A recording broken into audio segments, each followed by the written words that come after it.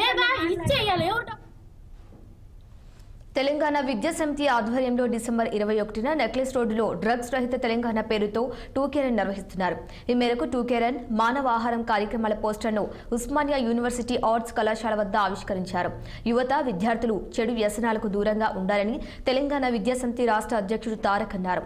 నిండు జీవితాలను నాశనం చేసుకోకుండా విద్యపై దృష్టి పెట్టాలని ఆయన కోరారు. నెక్లెస్ రోడ్డు వద్ద నిర్వహించే టూకే రన్ కు రాష్ట్ర వ్యాప్తంగా విద్యార్థులు పాల్గొంటారని తెలిపారు తారక్.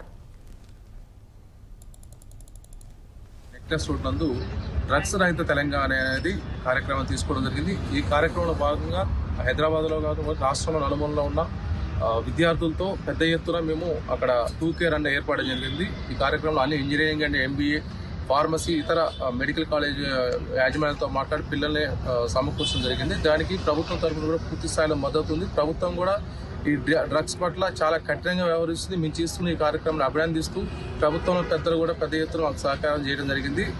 విద్యావంతులు, మేధావులు కూడా ఈ కార్యక్రమంలో పాలు పంచుకొని డ్రగ్స్ రహిత తెలంగాణ కోసం పాటుపడతాము. ఈ నెల 21 నెక్లెస్ రోడ్ నందు డ్రగ్స్ తెలుగుదేశం పార్టీ